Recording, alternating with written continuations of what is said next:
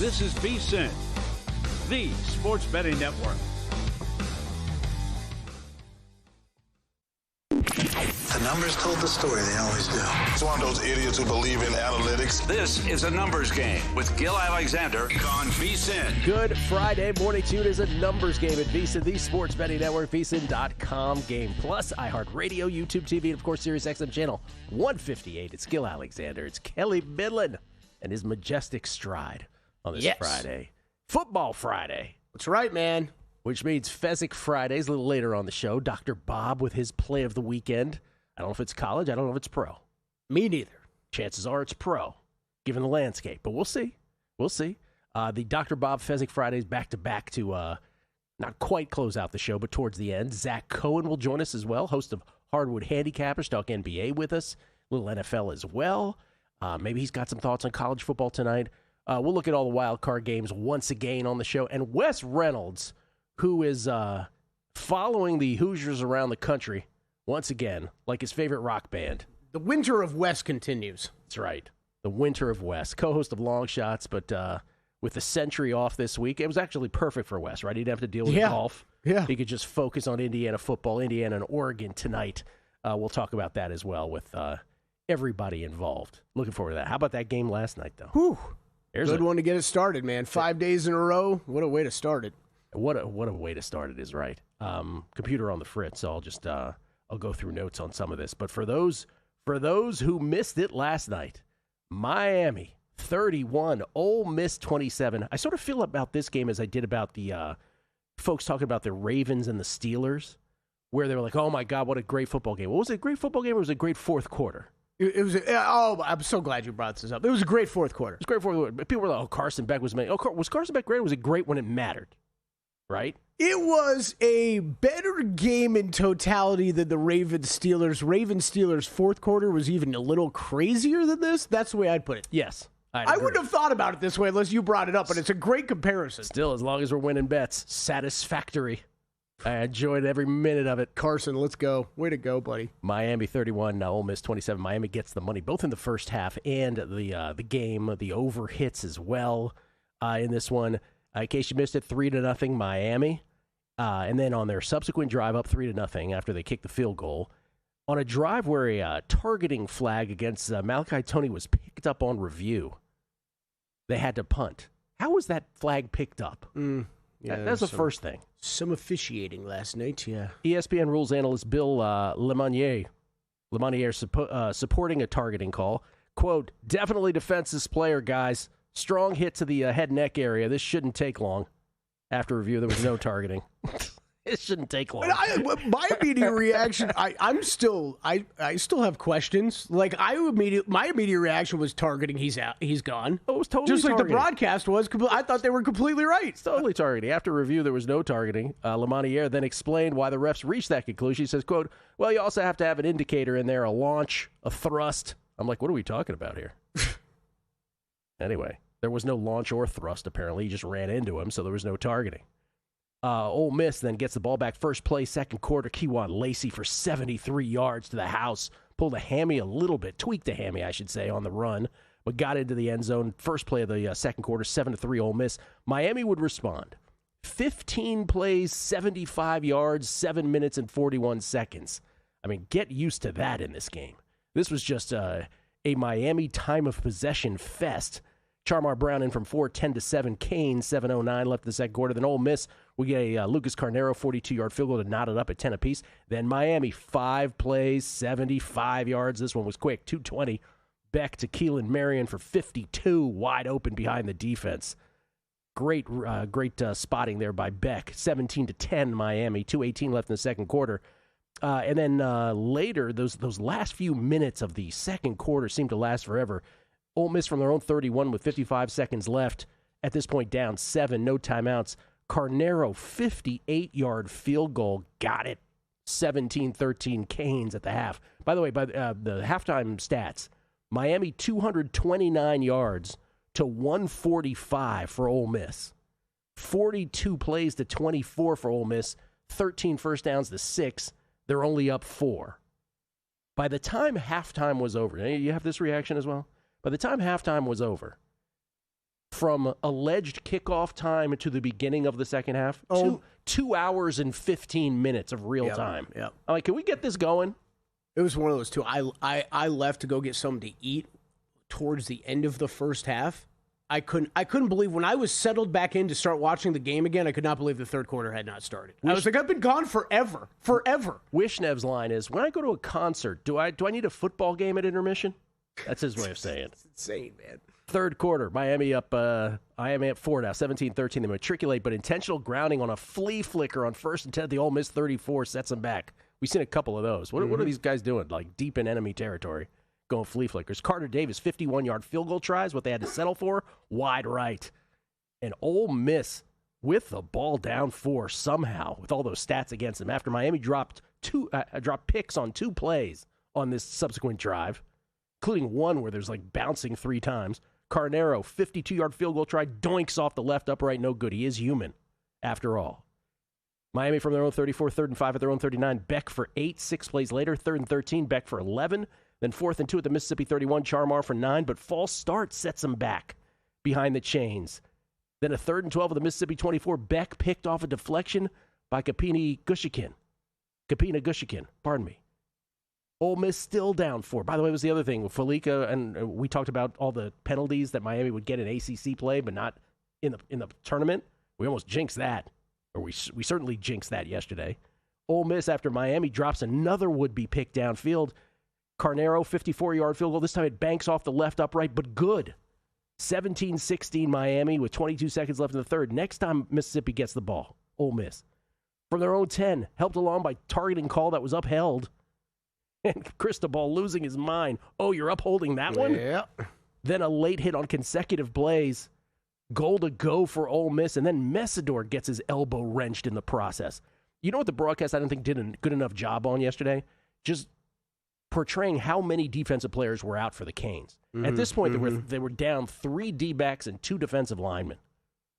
Ole Miss had to settle for a Carnero 22-yard field goal, though. 19-17. Ole Miss takes the lead with 7 minutes left in the ballgame. This game was just getting started. Miami responds. 4 plays, 75 yards, and 156. Beck, a little wideout screen to Malachi, 36 to the house. Can't catch him. Kid's amazing. Should be in high school. 24-19 Canes, 5:04 left. Ole Miss responds. 6 plays, 75 yards with 151 just taken off the clock. Chambliss to Daquan Wright from 24 out. To Odom for 2. 27-24 Ole Miss with 3:13 left. You got to be kidding me. Miami would then go on a 15-play, 75-yard drive that took 2:55 off the clock to win this. 2 minutes left in the game, 3rd and 8 at their own 39. A clear face mask on Ole Miss on the D-back. Chris Fowler, who I love, but wasn't having his best night, asks, was it enough on the face mask? Chris, the guy's head was like 100 degrees shifted over. Just going back to that last drive real quick, the other one that was weird to me was when he kept making a big deal of like... We're not there yet. Oh, okay. 2 plays later, amazing catch by Tony, but heel out. Toe in, heel out. They still matriculate. They get a new set of downs. Next play, 3 plays later, 3rd and 10 at the Mississippi 35. Beck to Keelan Marion for 17. After a 1-yard loss, Ole Miss calls timeout. 37 seconds left. Fowler, here's your moment, Kelly. Should they go for the win? Huh? What do you? Even Herbstreit was like, yeah, I think they should. I wasn't even talking about that. It was the drive before when he kept being like, well, you don't want to leave him too much time here. And it was like 5 minutes on the clock. It's like, no, there's time to score and get the ball back. Well, I sort of got what he was getting with Chambliss there. I understood that. He also missed like a pass that was obviously incomplete on the sideline in the first half, and he couldn't really tell that it was incomplete for a while. Anyway, next play. Beck to Marion for 11 to the 8. Timeout Ole Miss with 31 seconds left. Charmar for 5. Then a Miami timeout with 24 seconds left. Second and goal at the 3. Beck in from 3, untouched. Touchdown. Extra point good. Miami leads at 31-27 with 18 seconds left. The Canes are going to go to the finals. Except for, here comes Chambliss. Ole Miss from their own 25. Chambliss to Caden Lee for 23. 13 seconds left. To DeJoun's dribbling for 17. 6 seconds left. Timeout Ole Miss. 1 play. It comes down to 1 play at the Miami 35. Timeout Miami. Chambliss to the end zone. Back corner. Knocked away. Ball game. Lane Kiffin tweets, 100% PI. Shut up, Lane. No one cares. Miami advances. Unbelievable finish to that ball game anyway, as the U is going back to the title game here, or at least in this new format going to the title game for the first time. It's been a long time since they've come this close to a national championship. They, of course, will play the winner of tonight's game between Oregon and Indiana. Yeah, Miami made me money a couple games in a row here. I think I'll be rooting hard against you in the national championship. Can't have those Canes raising a trophy around me, you know? That's where the Knowles fanhood comes into play. Dude, wild game. I don't know about you. This is perfect example game of I'm glad I stay off social media sometimes during these moments. Me too. I was shocked waking up this morning that there was as big of an outcry seemingly over that final play and the lack of pass interference. Oh, me too. They never call pass interference on that. Watching it live, I was like, well, there's a lot of contact there, but final play of a game never gets called. I was like, I'm not shocked to not see a flag. I don't know. Would I have been shocked if a flag came out? I would have been a little. I would have been shocked if a flag came out. You have to destroy someone so obviously on a Hail Mary. Yeah, and like, Gil, I'm okay with that, right? Like the end of an NBA game, end of a college basketball game. It's swallow the whistle, right? I don't need the refs getting involved in a massive play at the end of a game. Also, maybe, I'm not going to knock Chambliss for anything, but back corner of the end zone, not exactly an optimal spot for that either. Mm-hmm. So you're not going to get any benefit of the doubt on that in the back corner. Chambliss mocked to go second day or third day in the draft. If you're bold, they're mocking him late first round. Are we sure about that? I've seen a couple who have him mid first round. Okay, he's creeping up. Yeah. Are we sure he's not better than everybody? But he wants to go back to school. Yeah. Coming back, Indiana, Oregon, on a numbers game right here at VSiN. Laptop or phone, couch or sportsbook, VSiN goes where you go. Wherever you watch VSiN, the experience stays seamless. Live shows, replays, and sports-specific clips all at your fingertips. VSiN Watch puts you in the driver's seat. Available in Roku, Samsung, Amazon, iOS, Android, app stores, or get it direct from the source at VSiN.com. Download VSiN Watch today on your favorite app store and join us on the Sports Betting Network. This is VSiN, a network of sports betting analysts, writers, hosts, and handicappers, all here to help you become a more confident bettor. We broadcast live every day from Las Vegas, the sports betting capital of the world, and from studios across the country, giving you insight from every angle of the action. Take VSiN with you wherever you go with the VSiN Watch app, or catch us on streaming platforms and regional sports networks. You can also listen live on SiriusXM channel 158 and on radio stations nationwide. Check out VSiN.com as well for betting tools, exclusive betting splits, AI-powered player prop projections from Opta, pro picks for every game, plus in-depth betting guides and articles built to give you an edge. From sharp betting analysis and daily best bets to insider interviews and expert breakdowns, VSiN is your trusted source for everything happening in the world of sports betting. See everything we have to offer at VSiN.com and become part of the Sports Betting Network. It's going to be a wild edition of Money Moves here on VSiN, the Sports Betting Network, so don't miss it. Our usual crew on a Friday. Mike Palm's going to stop in to get his thoughts on a wild card weekend, as will Will Hill and Zach Cohen, who's going to give us a lowdown on a massive Friday NBA card. We'll also look ahead to the weekend that will be in college basketball, a litany of top 25 matchups, and I love this team to cover. We'll tell you who it is on Money Moves, Friday, 11 to 1 Pacific, 2 to 4 Eastern here on VSiN, the Sports Betting Network.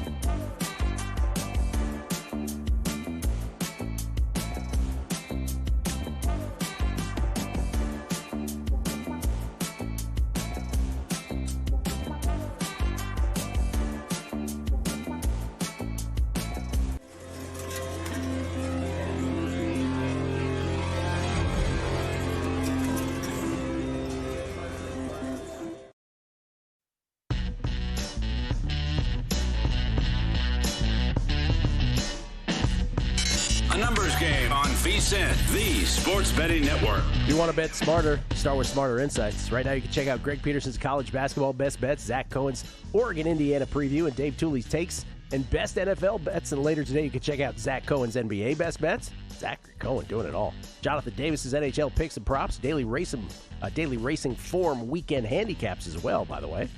And you get full Visa Pro access for as little as $9.99 for your first 30 days. See all of the options at vsin.com/subscribe. We have some GM news in the NFL, sir. We do. We have a hire by the Miami Dolphins, or finalizing a deal. John Eric Sullivan. What do you feel about a man named John Eric with a hyphen in between? Feel like he has good NFL GMing potential? Yeah. They're finalizing a deal. The Dolphins are with former Packers VP of Player Personnel John Eric Sullivan as their GM, per sources.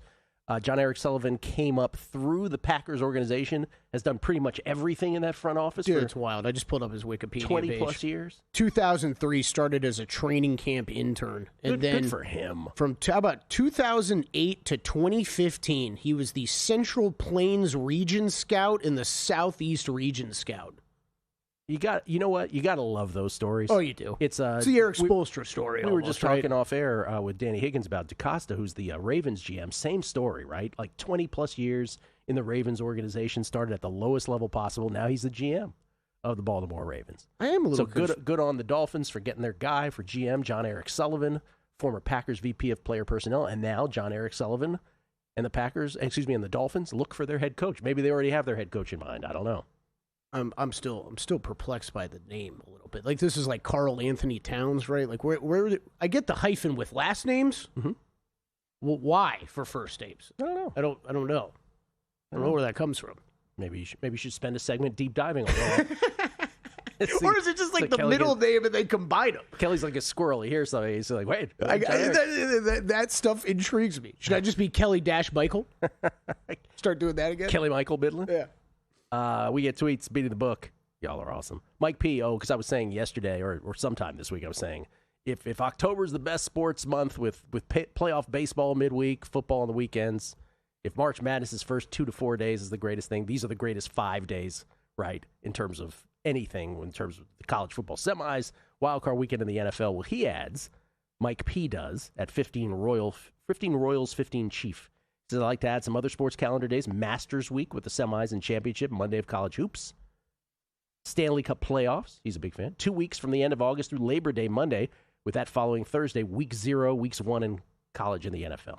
Those are good. Not quite as good as the ones I think we measure, but those are good. Everybody's got their favorite. Anthony Bianco. My survivor pool resets for the playoffs. What's a good strategy?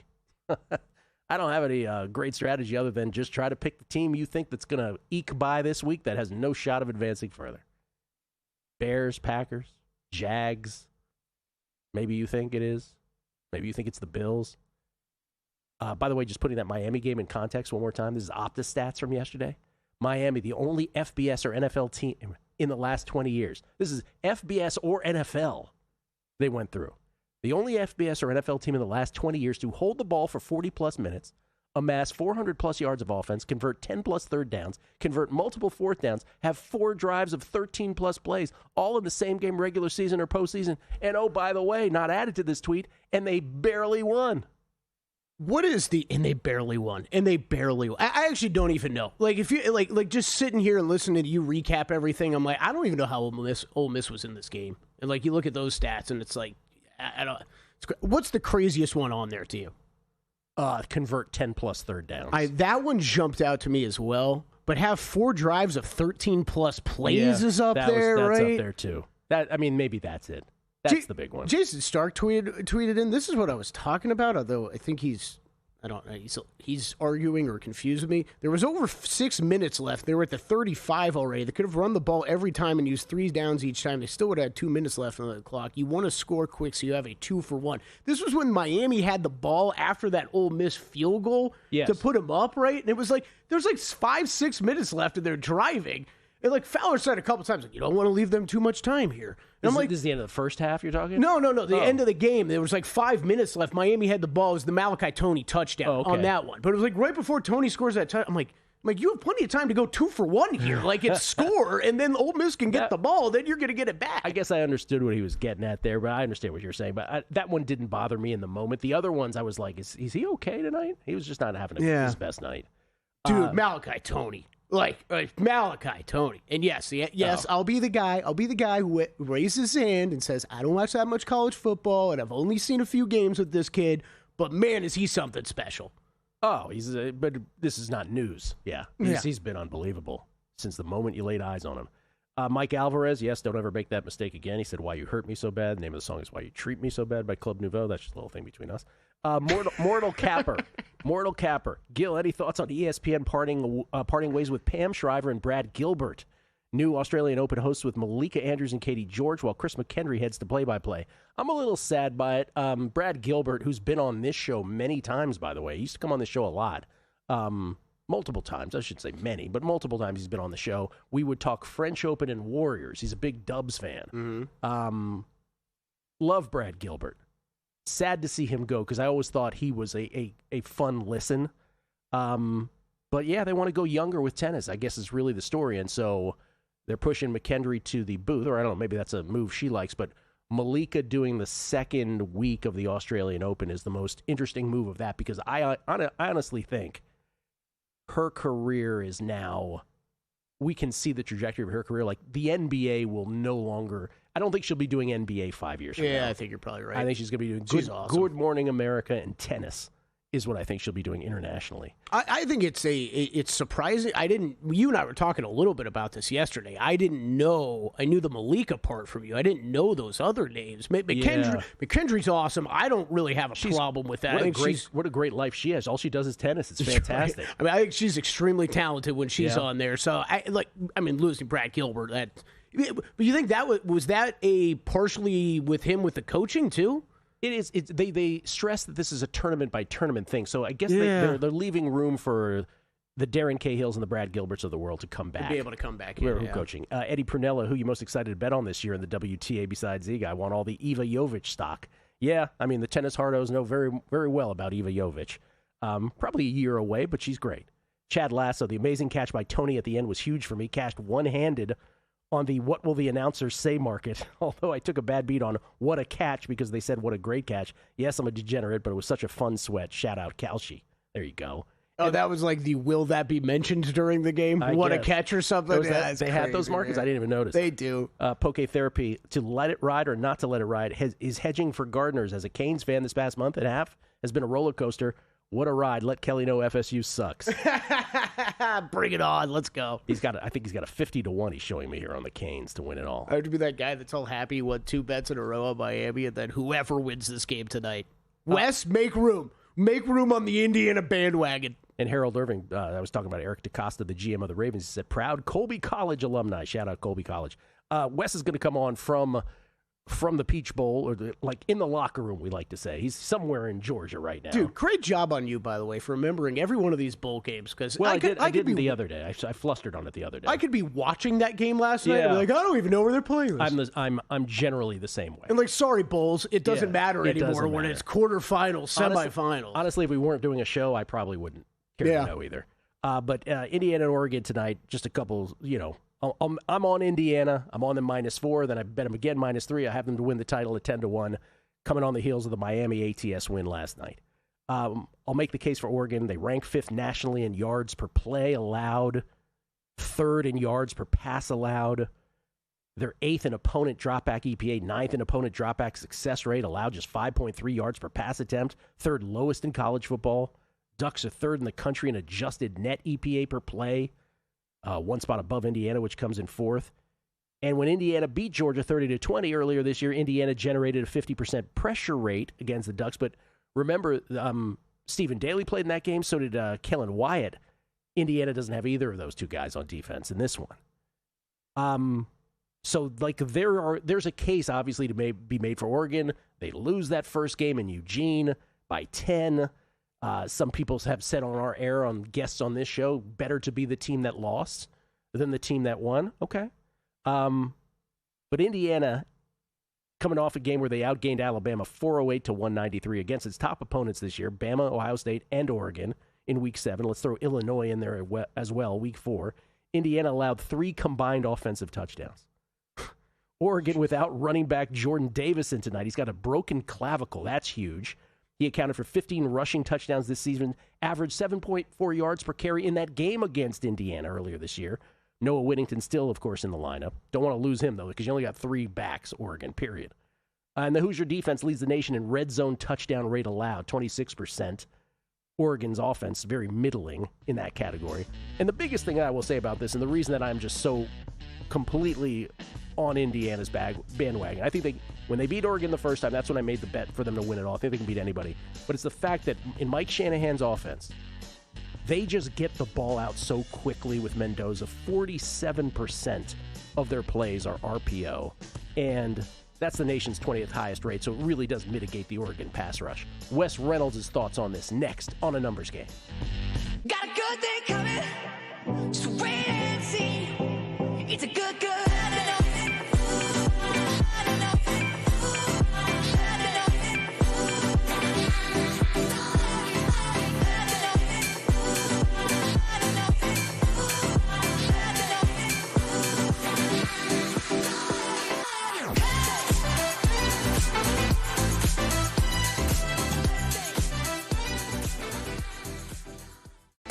Sports betting game with VSiN's exclusive betting splits.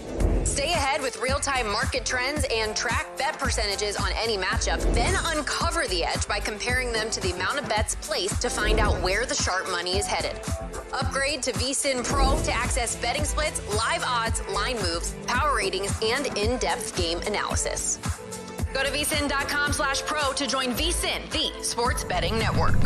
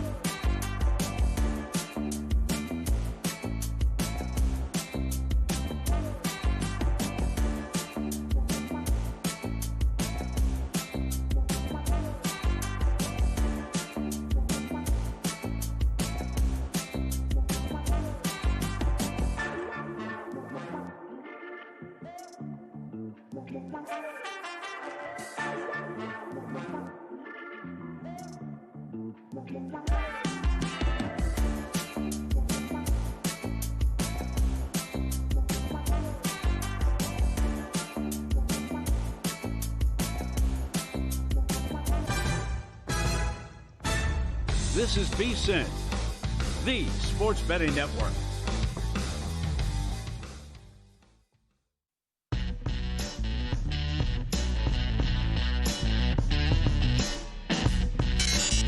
Postgame on VSiN, the Sports Betting Network. You know how I spent my night? How's that? Listening to Bruno Mars' new release about 5 to 7 times. How is it? It's not my favorite Bruno ever, but it's going to be a spectacular hit for him once again. Bruno Mars, only 3 albums. This is going to be his 4th. He has the greatest efficiency rate. Can I use an sports analytics term? He has the greatest all-time, this is just me talking, efficiency rate of jams, bona fide jams per number of songs ever released. You're probably right. Because he's all told, he's probably got like 50 songs, including the collabs that he does. Who else is on that list? Like Usher? You know who's actually on that list probably? Adele is probably on that list. Someone like that. Yeah. I'm just talking about like fewest releases, but most jams per release. Katy Perry. I don't know. Now Kelly's going to just throw out names the rest of the show. I'm just thinking of like people that I don't know how many albums they have, but I've heard like 1 million singles. Jermaine Jackson. No. We get tweet speed of the book. Chad Lasso. Fact of the day. Malachi Tony was 11 years old when Carson Beck was a freshman. LOL. He's not even joking, by the way. It's insane. It might have been 12. I don't know about 11. Congratulations to Miami to winning a couple football games with a guy in his mid-30s playing quarterback. It's great. Can you check on that? Make sure that's true. Jason McKinney, 27-24 last night with Miami driving at the 2-minute warning. DraftKings had the over at 51.5 at plus 130. I couldn't believe my eyes and had to double-check I wasn't behind on my broadcast. Live betting is great thanks to ANG. Todd Wishnev, Will Hill. I need to buy y'all. Oh, there's more. I need to buy y'all some Texas Roadhouse rolls. All right. Well, appreciate that. Rolls are good. Told the rolls are great. Chris Heath, San Rafael's Brad Gilbert. Used to have a little tennis shop on 4th Street in San Rafael. Sat in on some local sports radio for a few months. Made it fun. By the way, that's another one, Kelly. It's San Rafael, but you don't pronounce it that way. You say San Rafael. Because if you say San Rafael, you are clearly not from That's the another Bay. one? That's another one. Trip Tepper. ESPN placing Malika in their tennis coverage is so comically forced, he says. ESPN couldn't find on-air talent with at least a hint of tennis experience. McKendry to play-by-play doesn't make sense either. She's an ace studio host. She is a fantastic studio host. It is interesting that Malika's great at whatever she does, but it is interesting that they are completely unaware of tennis talent.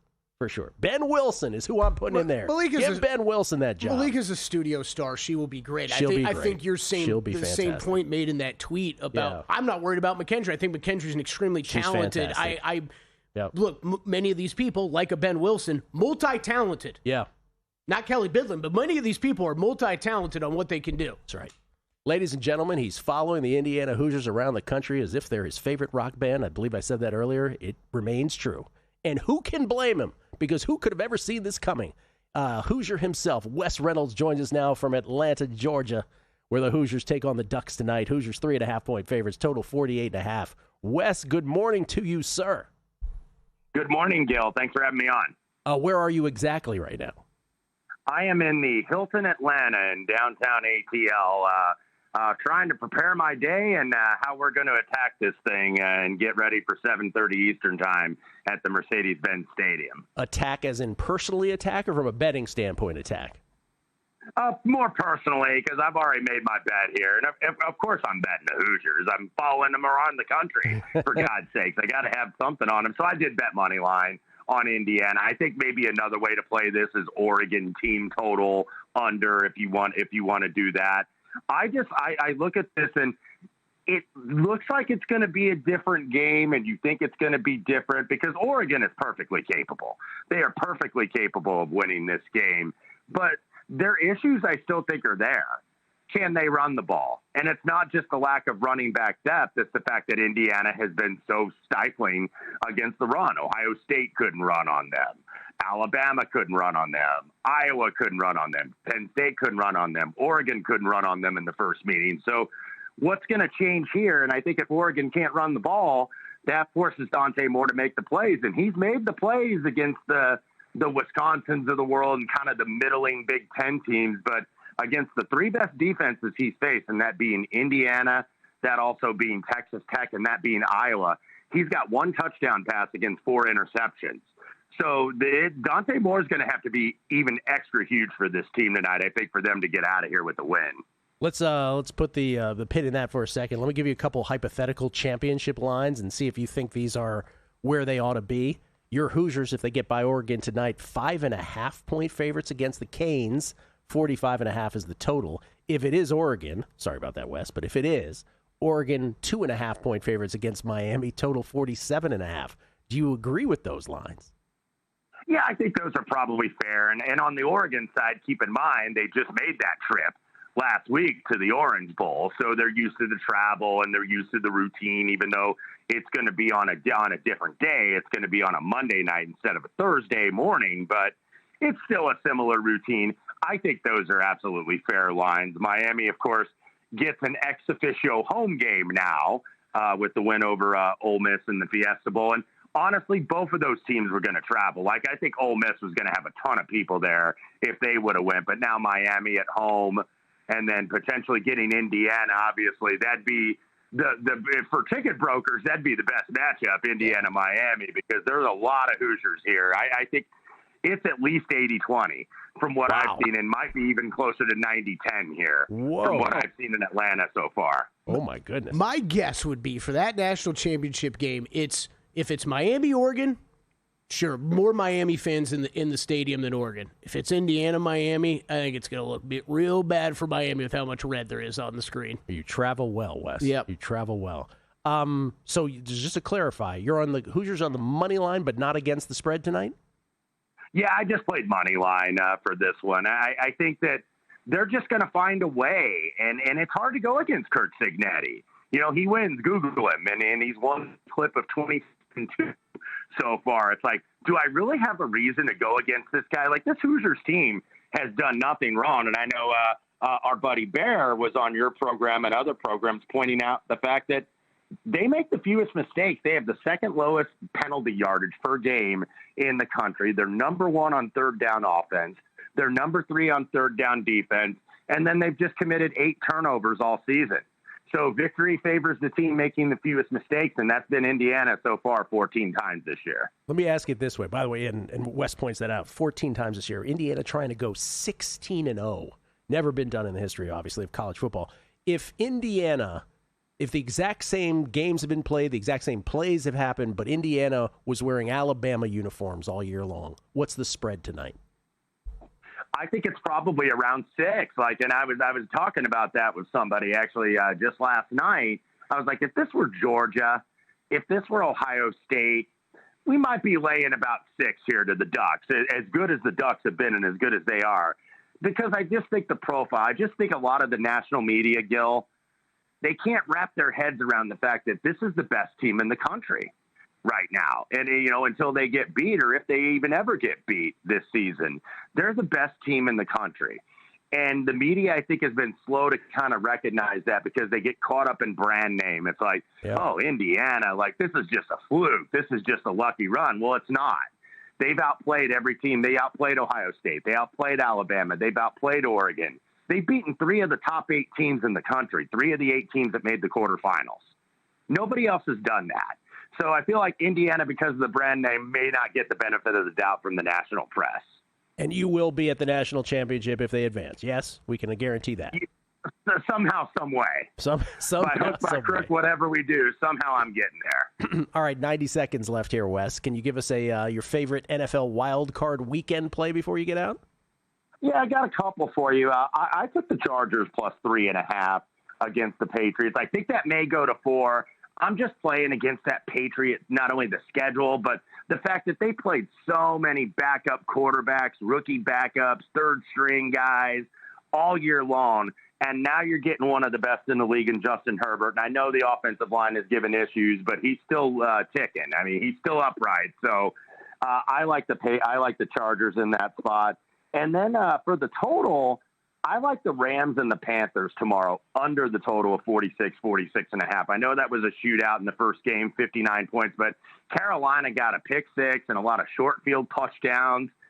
I think their ceiling is just, high teens from a scoring standpoint. So under 46.5 tomorrow, Rams Panthers. Okay. We do have a tweet. Mike Rouse, help me interpret this. Hoping we can get a Wes Reynolds review of Buc-ee's. Is that a thing? I did. It's the biggest convenience store / gas station I've ever seen in my life.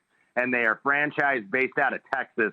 This place was an experience if you're in the Midwest or the South. And I went first time last night in Dalton, Georgia on my way down to Atlanta.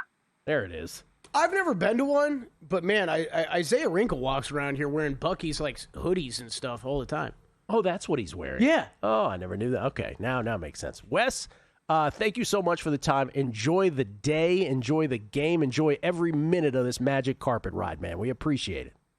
You bet, guys. Hope it continues. Thanks for having me again. Wes Reynolds, everybody. Not only, of course, following Indiana around the country, but co-host of Long Shots. That's right. It's called Long Shots, which I guess resumes next week. Yeah, it's the plan. Okay. It's the plan. As long as they don't keep canceling golf tournaments, they'll be back. I guess that could be one thing. Okay. I think we're okay, though. That could be one thing. Seems like there's a story behind this. Maybe a 30 for 30 on Long Shots coming up as well. Which NFL team do we trust more? Matchups. Kelly has put something together. That's next on a numbers game at VSiN, the Sports Betting Network. VSiN's player prop projection tool is now available for the NBA. Get projections for points, assists, rebounds, and more powered by Opta AI. On VSiN.com/NBA props, we line up our projections against the latest DraftKings odds so you can quickly spot mismatches and find value before the market adjusts. The NBA player prop projections tool is available exclusively to VSiN Pro subscribers. Check it out now at VSiN.com/NBA props and join us on the Sports Betting Network. Join the guru, John Hansen, at the intersection of prop betting and fantasy sports on Prop Points, only on VSiN. You know what? I'm going to blame Andy Reid for cronyism because Matt Nagy stinks. A guy like Jefferson, you got to be a part of the solution, not part of the problem, and he's been part of the problem. John and his guests will help you find the connection between the two and give you his expert advice on how to capitalize when a number is too good to pass up. Prop Points, weekdays at 1 p.m. Eastern on VSiN.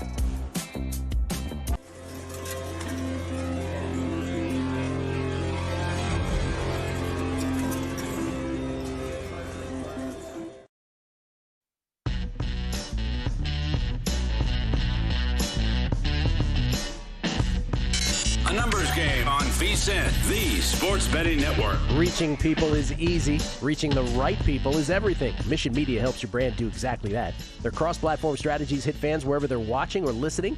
Podcasts, connected TV, streaming, digital, all of it. And because Mission Media is the exclusive advertising partner for VSiN, you get direct access to one of the most loyal, engaged, and bet-ready sports audiences in the country. These are fans who respond, engage, and convert. Convert is the key. If you want your message in front of people who actually take action, Mission Media makes it happen. Visit VSiN.com/advertise or email us at advertising@VSiN.com. The tweets abound. Appreciate all the feedback from everybody. This is Martel J. This is Kelly, don't you mean Kelly Blade Bidlin for your hyphenated name? Kelly Blade Bidlin? Yeah, that would work. Okay. Wegs Pool. Beck is just 23. He's no Tyler Shuck or Brandon Whedon.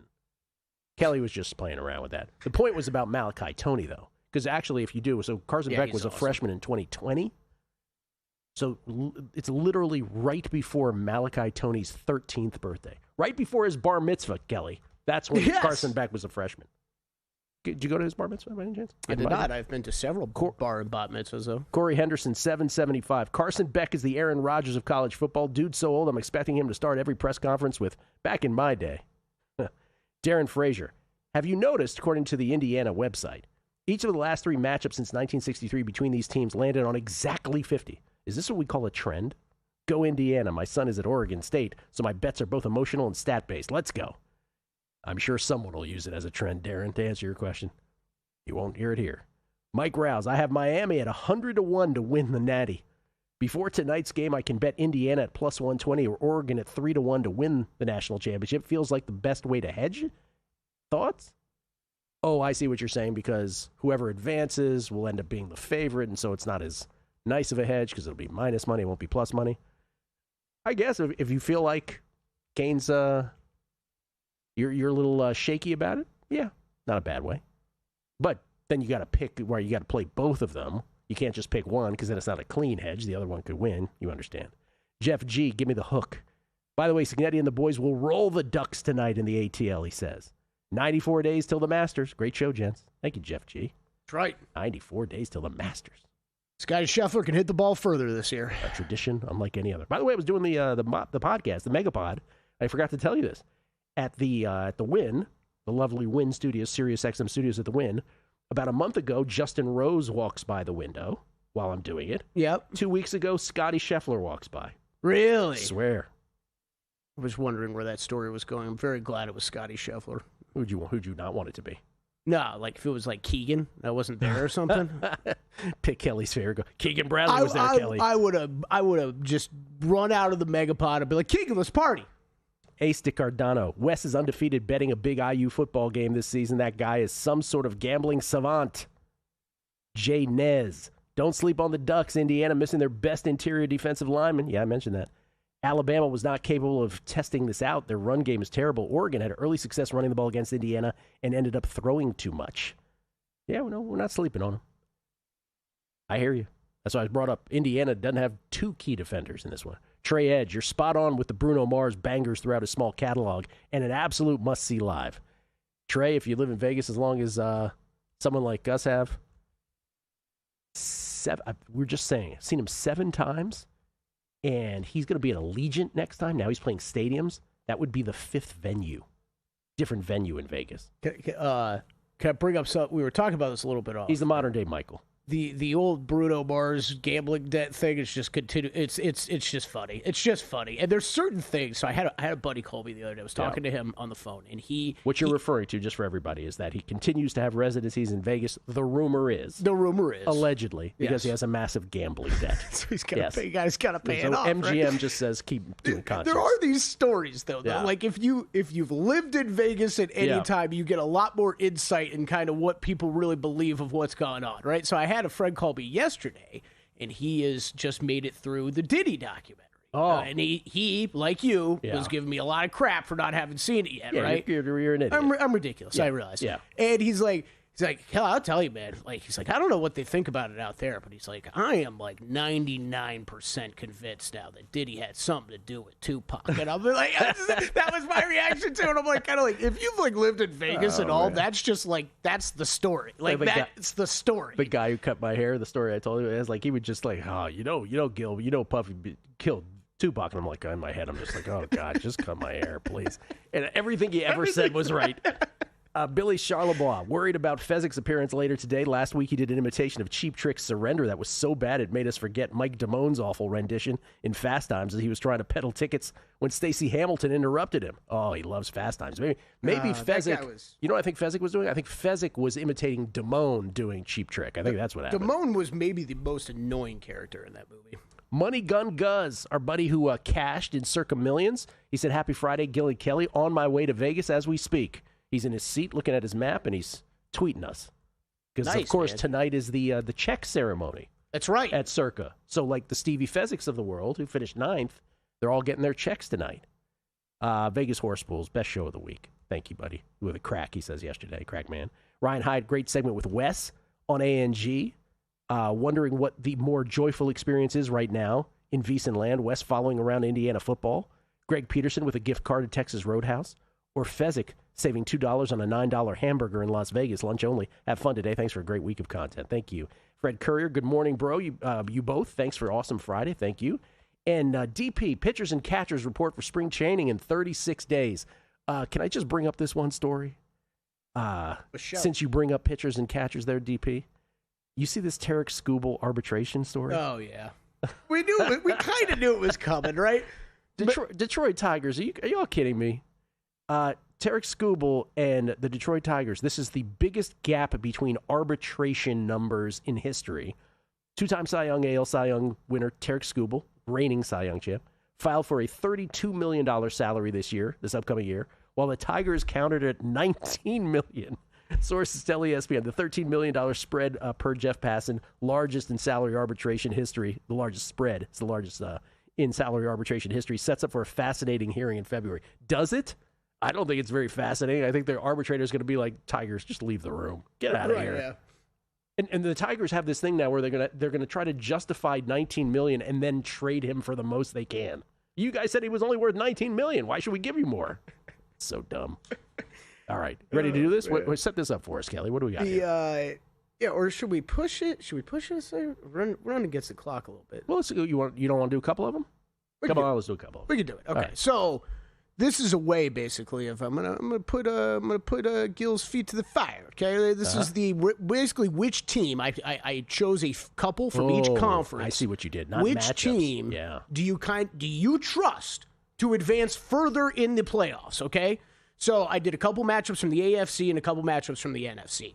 And yes, this is of course involving teams that you have bet this weekend. So who do you, Gil Alexander, trust to advance further? The Houston Texans, or a team you bet on this weekend, the Los Angeles Chargers? I'm going to say Chargers, and I know a lot of people, when they hear that, like, are you crazy? It's the Chargers. And if you're watching at home, the numbers below are the odds to win the conference right now. Odds to win conference. The Texans plus 550, Chargers 13-1. I ultimately trust Justin Herbert more than I do C.J. Stroud. Not that there's anything wrong with C.J. Stroud, but I trust Justin Herbert in this moment.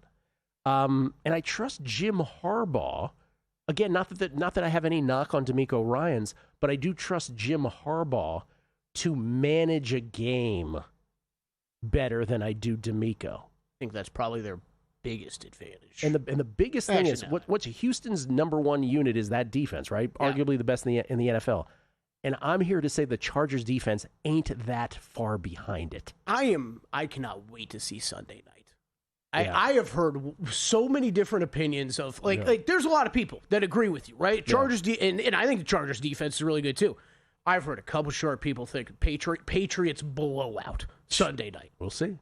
Man. All right. Will tell. Another one in the AFC. Who do you trust to advance further, Gil? Jaguars or Broncos? I'm going to say, further is interesting because the Broncos have a 1 week head start. That's right. So the Jags have to win this week to even. I think mathematically I have to say Denver. But if they were on even ground, I would say Jacksonville. Okay. Just because you bet the Jags this week. So let's say they advance. I'm going to say Jacksonville. All right. There you go. Again, I'd take Trevor over Bo Nix. And I just feel like the Jaguars are being underrated. They are. Yeah. They are. I think it's fair to question how good truly is this team because it's a great winning streak. It's a bunch of bad teams. Broncos beat so many teams by so few points. It just feels like a house of cards. All right, over to the NFC. Who do you trust to advance further? The 49ers or the Bears? Is this who do I trust or who do I trust to advance further? You said who do I trust to advance further? So the Niners play the Eagles, the Bears play the Packers, so I think I'm obligated to say the Bears because I'm on the Bears. I'm on the Niners, too. Obviously, Niners are a 3.5, 4-point dog. But if it was just which team do I trust on neutral, it's the Niners because I'll take Brock